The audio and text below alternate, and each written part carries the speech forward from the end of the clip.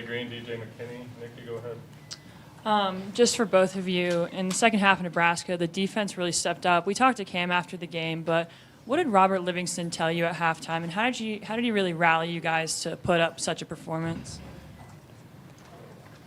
Be us, I feel like it was the tale of two halves. Like the first half was very out of character for our mentality and our brand as a defense. So it wasn't really a rah-rah speech at halftime. He just said, play like us and execute the calls. There was no change. We just executed and we played like how we supposed to play. Yeah, it was the same calls from the first half. We just executed it a better way. What has been kind of the message from the coaching staff to try to get you guys back on the right track early on this week? Start the first half how we played that second half. Like, we got to come out fast. Like, it shouldn't take getting punched in the mouth for us to come out and execute the calls like we need to call. So we need to come out exactly how we played that second half, with how we know how we can play. So everybody just has to do their 111th and come out and play how we practice. So. Yeah, basically what they were saying today after practice was kind of take advantage of that loss, I would like use it as motivation, but we got to start out fast. That's the main thing. With that, the slower starts on defense, is some of that like you guys are just getting used to the opponent, or is it just that you guys aren't executing the way you want to? I guess it's just the approach to the game, like you got to play everything like it's your last. Like, you got to play it like there's somebody that you care about that depends on it, like Coach was saying. Like you got to attack every call, one call at a time, and execute those calls to the fullest. Because every play could be your last. Like, people's getting banged up, and it puts the game in perspective, so you got to take advantage of everything. So when you go out there, you got to take full advantage of what you're supposed to do your job. And when it's time for you to make the play, make the play. So. Yeah, basically. Oh, my bad. Basically, play every down like it's your last, make everything count. You're not playing for yourself, really playing for your team, so you got to do your job. For DJ, this weekend you guys will be going up against Torrey Horton, one of the best receivers in the nation. Just what's your secondary kind of looking forward to with that matchup? Oh, we prepared. We're making sure. That's the main thing. Our preparation has to be better. We're making sure we're prepared, watching film, communicating on the field, and then just executing to the best of our ability. For either of you guys, being new to the program, you guys come in and there's cameras everywhere and the spotlight is even brighter. What's it been like just kind of getting used to the, intense exposure? Football is football, you know what I'm saying? You just got to execute how you know how to execute, and when it's time for you to make your play, you make that play. It's the big thing for me, because, a lot of people say, 0 sacks, but sacks come in splashes, and then, it's just little things that we have to work on, like, the beginning of the rush, taking out a few steps or wasted space, and make sure to execute that call so when you can get there that half second earlier so you can turn the pressure and a QB hit into that sack, just executing that and executing what we need to do. So the lights really don't affect us, Like I said, it was a tale of two halves. Like, we didn't execute as probably as we should have the first half, but we came out there and we played how we knew how to play the second half. So the lights don't really affect us. We just have to do what we need to do. Yeah, I would just say just block out that outside noise. Like, none of that really matters. Like, everybody can say what they want to say, but they're not in the program. They're not practicing with each other like we doing. They're not on the field with us. So everything that matters is on that field, nothing else. Hey, guys, for both of you, and I know in a world where guys are transferring all over the place, maybe rivalries don't matter the way they did, and the Nebraska rivalry is huge to Colorado football fans, but has it kind of been impressed on you that CSU, it's everyone's neighbors, right? Everybody's got family that went there, and so that in this state, Colorado and Colorado State, who wins that against bragging rights? Have you guys felt that yet this week?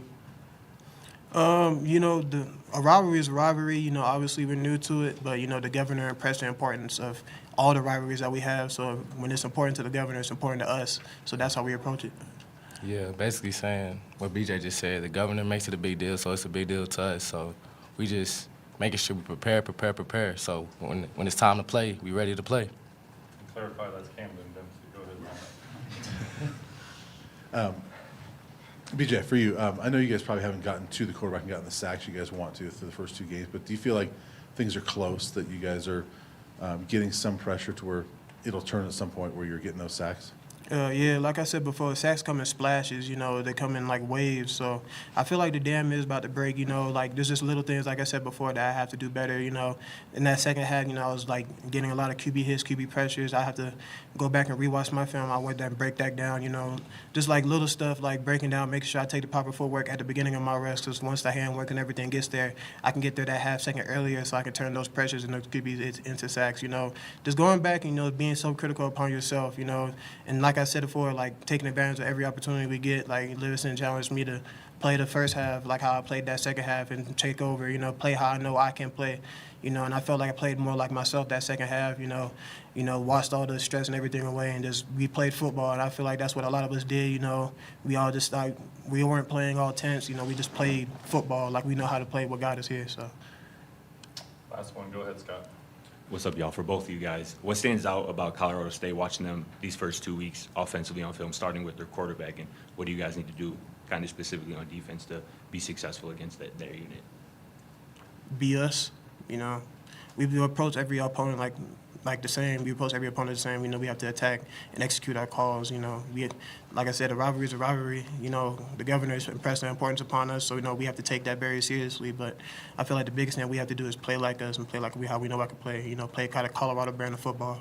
Yeah, I would say the same thing. Just execute every play to the best of our ability. Keep playing as a team. Like as you can see in the second half of the Nebraska game, we never gave up. So we just coming in with that mentality: start fast, play our brand of football, and just go out there and execute. All right, thanks, guys. Appreciate you. Appreciate y'all. Everybody doing? Awesome. Oh, sorry, just had my daily walk. I'm exhausted.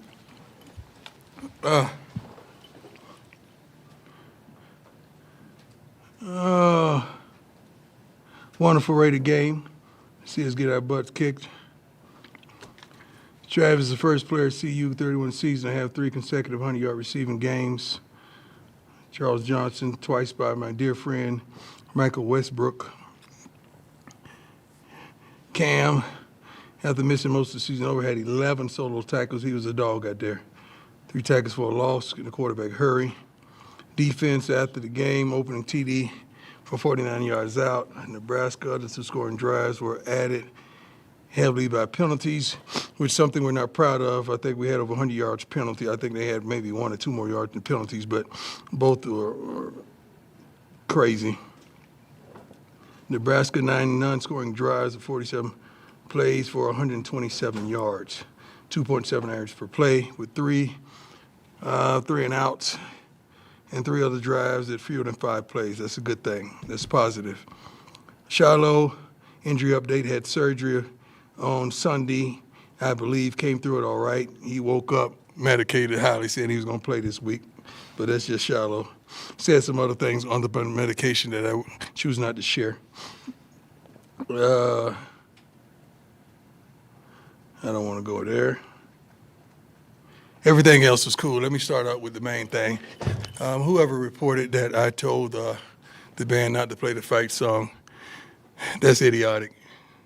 Y'all know that. Like, when you saw that, you know that was a lie. We got to start having some kind of accountability to this. I understand that this is a free and an open world, that everybody is not a journalist, everybody's not an analyst, everybody's really hadn't put in a lot of work to do what you all do. I'm thankful for many of y'all that take your job and your craft serious, and consequently, you get facts before you run with false narratives. But please know that that stuff affects people. Me, you've been attacking me my whole life, so I'm good. But other people that's involved, band members,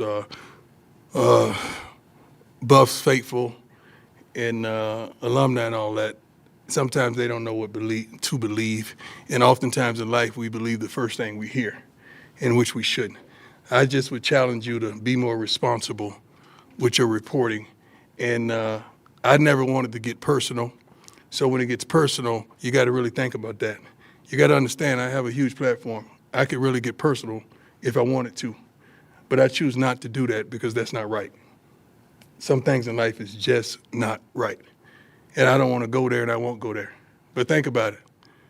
Just my family alone, the platform is enormous. If we really wanted to go there, we could go there. But we would never do that. We weren't raised like that. We weren't brought up like that. We were brought up to love that neighbor as much as we can. Now let's continue. Let's get to the good stuff. Thank you, Coach. There she go. Yep, here I am. Nikki Edwards, CU Sports Report. Just beginning of the week, what is the main message that you're trying to instill in your team to really get back in this game? I think second half defensively, they did that. They did that. Well, we got to start strong. Really accountability, understanding this urgency. I challenge them if your person that you love the most, that you care for the most, was dependent upon your performance at practice today, how would you go about it? That was the challenge today. So that's how we're going about it. We are holding everybody accountable, including myself, in sense of urgency. Hey, Coach. How Auburn you Hayes, doing? Scopa Sports. Looking ahead to CSU when they've played one of the best teams in the nation and a lot lesser opponent in Northern Colorado, obviously two different outcomes. How does that impact your game plan and your scouting this week? Say that first part again. I'm sorry. When you play a team like when CSU plays a team like Texas, that's one of the best in the nation, and Yeah. they play a much lesser team like Northern Colorado, Yeah. obviously two different results. How does that impact your scouting game plan when It's a good question. Two ends of the spectrum. Well, they're consistent with the plays they run. They're consistent with the personnel changes that they have. They're consistent with some of the things they do. So you scout the consistency in what they run. I know that a wonderful gentleman that coaches them said we look a lot like the same team as last season. I'm not going to say that about them. I'm going to say they're doing some wonderful things. And we just got to be stout to stop them in all phases.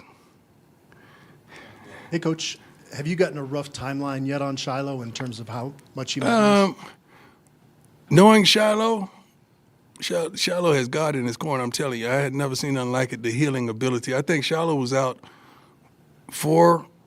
maybe 4.5 months with a knee surgery. I mean, that's how quickly he came back. Then coming back from a shoulder surgery as well. I mean, Shiloh he has the hand of God on him. So I would say 2 to 3 weeks. I would say. We saw Carter Stoutmeyer Yeah, replace him. yeah. What does he bring to the mix there? Carter's big, physical, could play corner, could play safety, could run. Had a couple phenomenal open field tackles. He's the future kid that we went and got out of high school, and he's been doing a wonderful job. He's the son of a professional player. His daddy raised him profoundly. I mean, we talk often. He's one of my dearest friends that played for the Cowboys with me. And we live right around the corner from one another back in the day. But Carter brings a lot to the table. To compliment Cam as well. Hey, Coach, Jack Harlow with BuffsTV. Jack Harlow. Good to see you. You mentioned after the game that Shadozier and I believe Isaiah Harge were dealing with. Yeah, as well as Shador. And Shador. Oh, Sorry, so you know, it was a TV timeout. And the doctors don't want to take the guys out into the locker room while the play is going. So it's professional that you wait to a TV timeout to take the guys in the locker room to get them checked out. And some of you guys failed to mention that Chidozie was 10 steps in front of Shador when they were going in. Chidozie was 10 steps in front of Shador when they were going in to get checked out by the doctors. Do you have an update on those three and how they're doing today? Chidozie, we're praying for him that he can make it back. You know, I like to see one good day of practice before we put those guys out there. I don't know if Harge is going to play this week. Hayden, I think he's out. Yeah, I think he's out this week. Who else? That's it. I think that's it. I may have forgotten one or two guys, but I feel like that's it. Bentley he practiced today. He's getting it together. He's still limping a little bit. Probably give him tomorrow off because we know what we're going to get from him on Saturday. Hey, Coach. How you Brian doing, Hall, sir? Good. How are you? Good. You've mentioned a couple times, but last week, that you need to get the running game going. Yeah. What does it take to actually commit to it and get it going? Like Well, early in the game? Sometimes the game dictates certain things you must do. I think you guys see that I don't know, no third and shorts, fourth and shorts. We try to do that. We try to run the football. It's an attitude. It's a straight attitude. You got to whoop your guy on that particular play. And I think we've committed to it on certain plays. We just got to do a better job in getting to first down. Today we had 3rd and 1s. We had 3rd and 1s from the 35, I believe. A couple times. If they got the first down, they continue to drive. If they didn't, the next group is up. So we practice certain things weekly. It just depends on the flow of the game. But we got to do a better job of running the football. That takes a lot of pressure off your quarterback and make things easier for Pat. So as a follow-up to that, I know, speaking to offensive linemen over the years, they love run blocking more than pass blocking a lot of times. I don't know about that. I don't know if that's a true statement. Okay, well, I've had a lot tell me that, but Yeah. either way. Have you talked to ours? I don't. Yeah. I don't think so. So you can't say that now. Okay. Yeah. Well, in run blocking, they can be more aggressive, right? Yes, 'Cause they're going yes, sir. forward. So my question would be, is that something that maybe this line could benefit from? Like, they can come out and be aggressive. Let those dogs out and let them be aggressive right from the start. Well, that's the approach. But you got to understand, when you're looking at certain fronts, you got to check out of certain things because it's not beneficial. You got to play the game that tells you how to play it. So oftentimes, just look at the fronts and see why we do certain things, and it'll tell you if it's a heavy box, you're not going to be successful in running the football in that aspect. So sometimes the thought, what you're thinking, what you're thinking. I'm sorry, my Florida come at me every now and then. What you're thinking may not be correct until you really watch the game closely and understand the box and understand the opposing team's tendencies. Hey, Coach, Ryan Scholes from Rivalry Report. So kind of building off the run blocking question, protections were an issue on Saturday, as Yes, you sir. mentioned. Have you spoken to the offensive line since then to kind of course. instill confidence, and what have you said to the group? Of course, I feel like we got the right guys. You may see us shake something up a little bit. Phil Lodeholt is a wonderful offensive line coach. Pat does a tremendous job in calling plays, as he did the first game. So you just can't take a snapshot of one game and not understand the first game. What, we have over 500 yards of offense? I ain't hear all these questions. But I understand it comes with the territory, so you got to ask them. But game to game, it's going to be something else. Like, we go out there and run for a couple hundred yards, you're going to say, well, why didn't you throw on 3rd and 2? Why didn't you throw on 3rd and 2? You had a heavy box. You got to let Shador take those one-on-ones. So it's going to always be questioned, but we deserve it. When you lose, you're going to be ridiculed. You're going to be prosecuted and persecuted, and I'm good. I've been on the cross for a long time, and I'm still hanging. Hey, Coach, straight ahead. Brandon Cristal from KOA and Guerrilla Sports.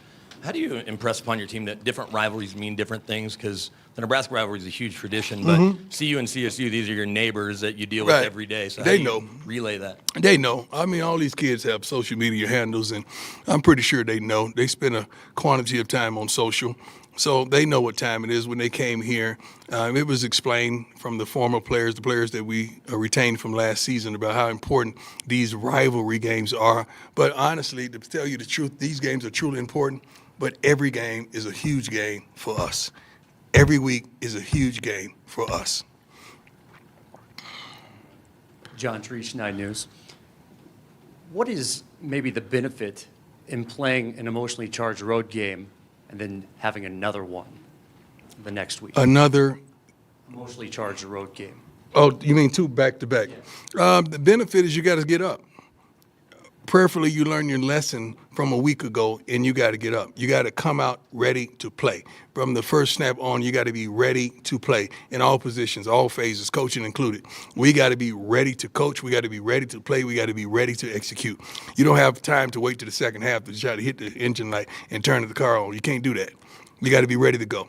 And I love it that they're on national television, and they get to showcase their talents as well as the same thing that bless you and shows your promise, shows your inconsistencies. So you got to be careful of that. But if you prepare well during the week, you don't have to worry about being inconsistent. If you prepare well and study, you're going to be okay. And that's what we're impressing upon our team. Coach, how are you? Troy Finnegan, CU Sports Report. Following up on that first, does it make it easier to get up for this week after last year when they came in here and gave you guys a scare? No. Every game is you got to get up for Last week was phenomenal. You got your butt kicked, so you got to get up. I mean, you know that. but it shouldn't matter. Like whenever you see somebody on that schedule, you're supposed to get up. I'm sorry. We should have to rah and psych them up and just fire them up to go out there and do what they're gifted to do. We just got to make sure they're prepared and they're studied and they're ready. And then on the offense, back quickly, we talked to Pat a couple weeks ago about his opening scripts. How much input do you have in that, and does that change after a week where you guys started really slowly on that side of the ball? You started slowly because a couple things transpired. I mean, the first ball got tipped, the second ball got dropped, and now you're in third and long. So things like that play a tremendous role in what we do. And I think we came back the next series did not somewhat of the same, but close. I think we had another incompletion that we got to do a better job with that. Now we're backed up in our goal line, and we make a crazy, not crazy. I wanted to say something else, but I can't say that. It wasn't profanity, by the way. But Shador has to be smarter from our end zone. Hey, Coach. Jason Jones, Sports Illustrated. Last week, there was an alleged racist incident. Oh, Lord. And I just want to know if you'd like to comment. Alleged, what was that? Racist incident after the game in Lincoln. I don't know anything about it. I heard about it, but you got to understand, whoever reported it, was it one of our guys or whatever? I don't know what said. There was a slur shouted at coaches and staffers when you guys are packing up. Well, Or so it was reported. well, if they said it happened, when you guys say it happened, don't it mean it happened?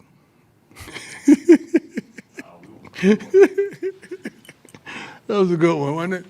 You guys said a lot of things that happened and really hadn't happened.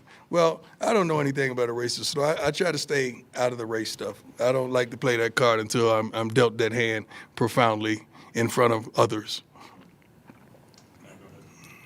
As a coach, how do you balance trusting the process? You hear that like the Sixers and everything, right? Trust the process, even if it's not working in the beginning, you stick with it, versus knowing when to make changes. Like, is that a feel thing, case by case? We're 1-1, and you want a bunch of changes.